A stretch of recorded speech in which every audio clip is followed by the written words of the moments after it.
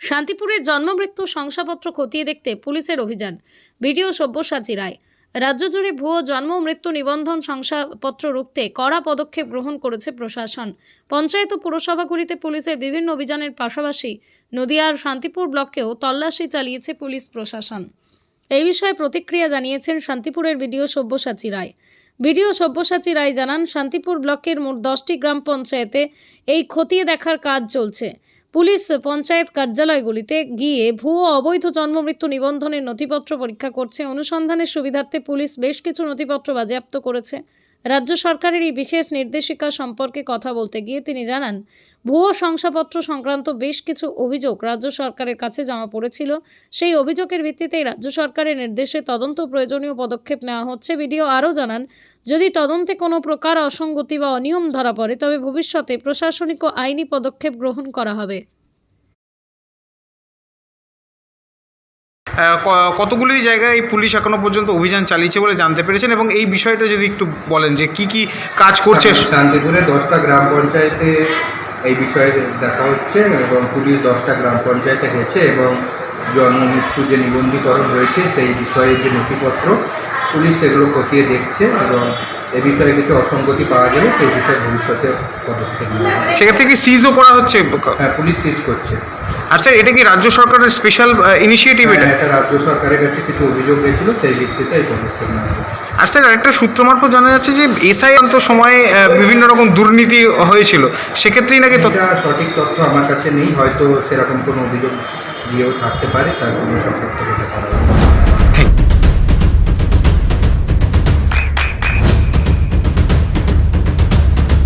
বৃষ্টিতেই স্বস্তি। বৃষ্টি অ্যাকোয়া, বিশুদ্ধ পানীয় জল।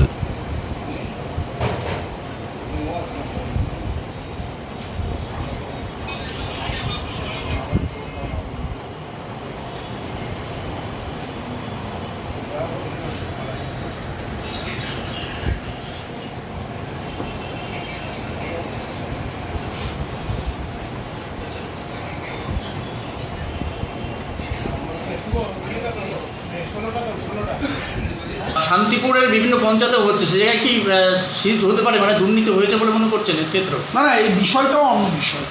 পশ্চিমবঙ্গ সরকারে এই তৃণমূল কংগ্রেস আসার পর থেকে এবং তার আগের থেকে এই জন্ম মৃত্যু নিবন্ধীকরণ নিয়ে, বার্থ সার্টিফিকেট এবং ডেথ সার্টিফিকেট দেওয়া নিয়ে পশ্চিমবঙ্গের প্রায় সমস্ত পঞ্চায়েত এবং সমস্ত পৌরসভায় একটা ব্যাপক দুর্নীতি রয়েছে। পশ্চিমবঙ্গের সরকার ভারতীয় জনতা পার্টি আসার পর থেকে এই দুর্নীতির তদন্ত শুরু করেছে এবং এসআইআরের সময় এই দুর্নীতি ব্যাপক আকার নেয়। যে পেরেছে রোহিঙ্গাকেও হচ্ছে বার্থ সার্টিফিকেট দিয়ে দিয়েছে, আর সেই বার্থ সার্টিফিকেটের বলে তারা হচ্ছে ভোটার লিস্টে নাম তুলেছে। এরকম বহু ধরনের ঘটনা ঘটেছে। তাহলে ভোটার লিস্টে নাম তুলেছে, বার্থ সার্টিফিকেটের বলে তুলেছে, কেউ আবার ডেথ সার্টিফিকেট নিয়ে এসছে, ফলে নানা রকমের কাণ্ড কারখানা আছে।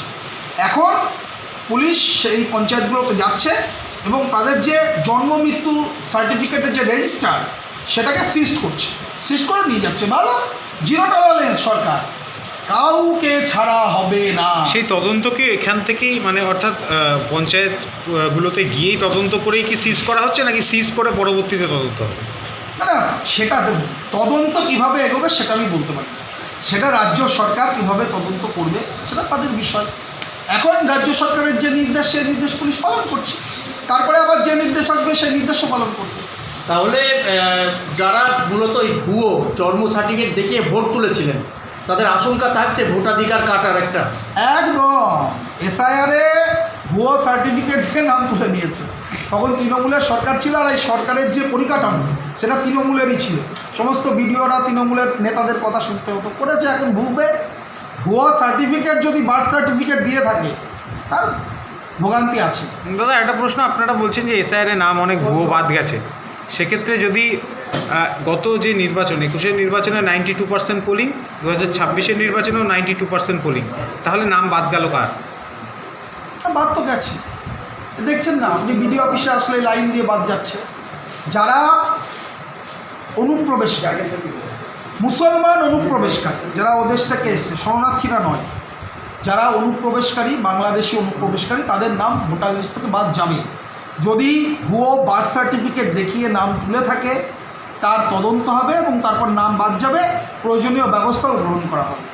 আমাদের তো সরকার বলছে যে পালাও, মুসলিম অনুপ্রবেশকারী যারা ভারতে এসছো তারা পালাতে হবে, কাউকে ছাড়া হবে না। হিন্দু অনুপ্রবেশকারী, হিন্দুদের তো অনুপ্রবেশকারী আমরা বলি না, হিন্দুরা শরণার্থী, এদেশের শরণ নিয়েছেন, ভারত মাতার শরণে নিয়েছেন। অনেকের ভোট ডিলিট আছে এখন।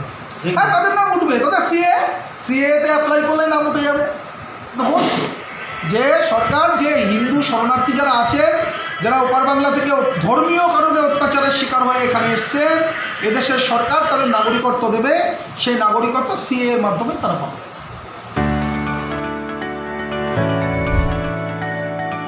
চোখের যত্নে এখন আরও আধুনিক এক ঠিকানা, স্বদেশ আই হসপিটাল, চাকদহ। চোখের বিস্তারিত পরীক্ষার জন্য রয়েছে উন্নত জাইস ডায়াগনস্টিক প্রযুক্তি। নির্ভুল পরীক্ষার জন্য রয়েছে আধুনিক ব্যবস্থা, পরীক্ষা থেকে চিকিৎসা ও উন্নত পরিকাঠামো। আপনার দৃষ্টির যত্নে স্বদেশ আই হসপিটাল। আমাদের ঠিকানা সুখসাগর রোড, চাকদহ, নদিয়া।